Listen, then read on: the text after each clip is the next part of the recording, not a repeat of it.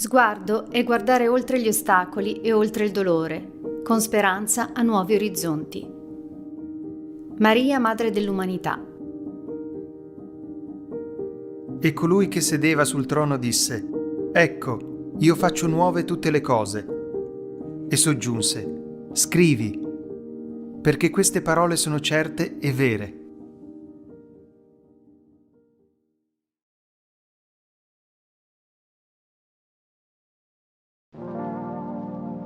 Abbiamo tante possibilità nella vita di tutti i giorni.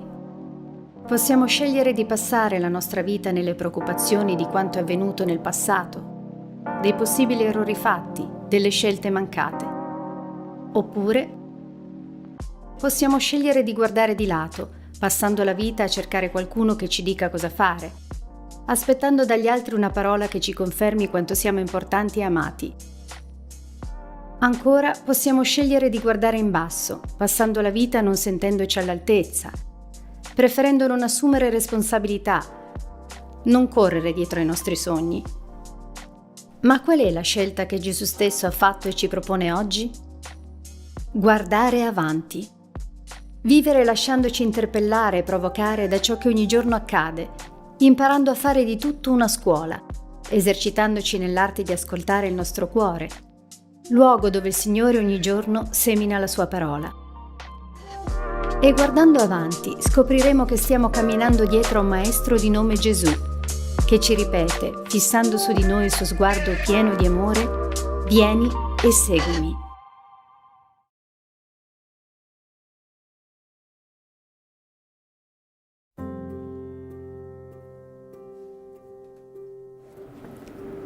Oggi è la grande solennità della Pentecoste.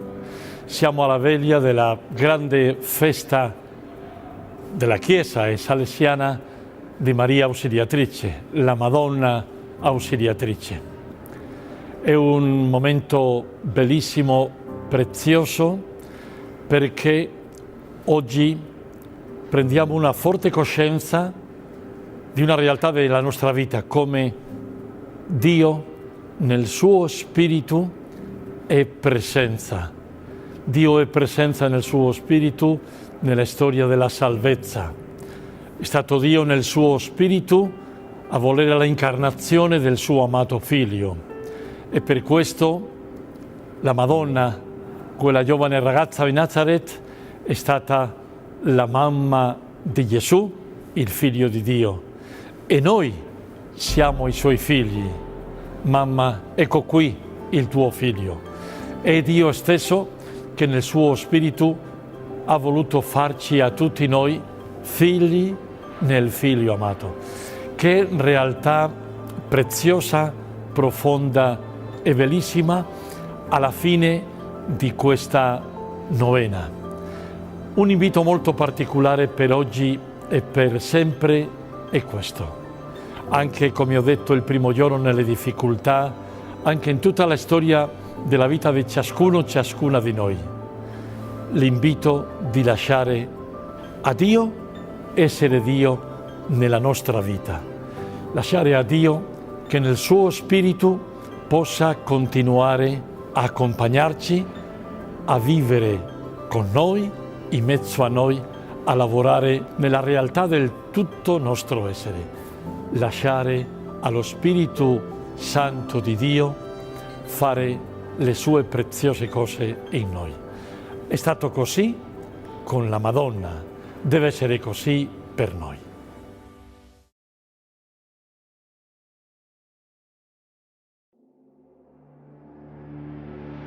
Il 21 settembre del 1880, mentre in Francia avanzava la persecuzione contro gli ordini e le congregazioni religiose, Don Bosco scriveva a Don Bologna, direttore a Marsiglia: «Non temere, avrete noie, seccature, disturbi, ma non vi scacceranno. Perché tanta sicurezza? Nella festa delle Natività di Maria Santissima aveva fatto un sogno. Mi vidi davanti la Vergine Santissima, proprio come si trova sulla cupola di Maria Ausiliatrice. Aveva un grande manto che si stendeva attorno e sotto le nostre case francesi. La Madonna le guardava con occhio sorridente. Avvenne però un grande terremoto, con fulmini, grandine, mostri orribili, fucilate, cannonate rivolte contro i nostri sotto il manto di Maria. Ma a nessuno recò danno. Tutti i dardi andavano a spuntarsi nel manto della nostra potente difenditrice. La Beata Vergine, in un mare di luce, con la faccia raggiante e un sorriso di paradiso, esclamava molte volte: Ego diligentes me diligo, io amo chi mi ama. Poco alla volta cessò ogni burrasca e nessuna delle nostre case ne fu vittima. Mi chiamo Arber, ho 28 anni e sono un ragazzo di origine albanese.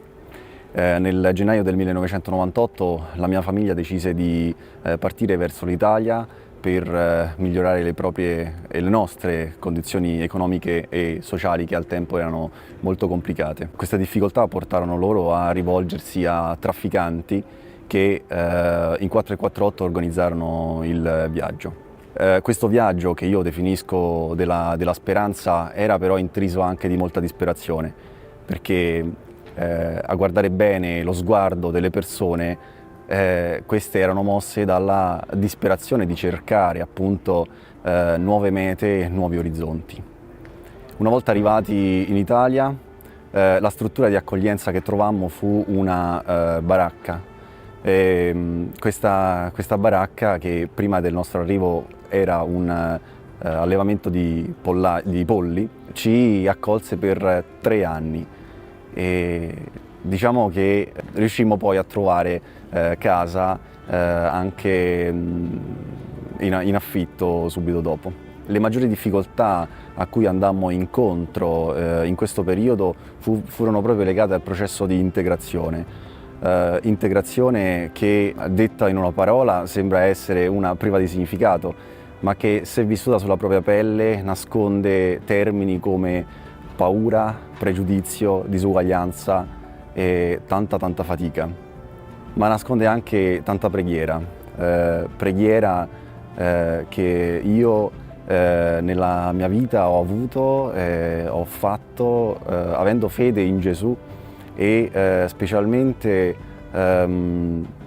avendo come punto di riferimento e come preghiera l'azione, la perseveranza, la determinazione verso i miei obiettivi, che consistevano anche nel migliorare me stesso, migliorare la mia vita.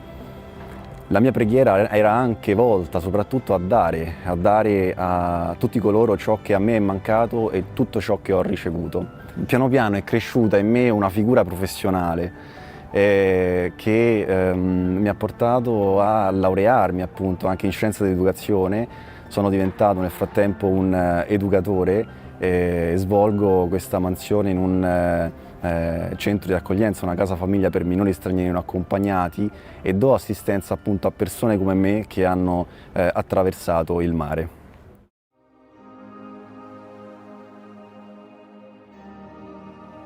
O Maria, Vergine potente, tu, grande e illustre presidio della Chiesa, tu, aiuto meraviglioso dei cristiani, tu, terribile come esercito schierato a battaglia, tu sola hai distrutto ogni eresia in tutto il mondo, tu nelle angustie, nelle lotte, nelle strettezze, difendici dal nemico e nell'ora della morte accogli l'anima nostra in paradiso. Amen. Salve Regina, Mater misericordiae, vita dulcedo et spes nostra salus.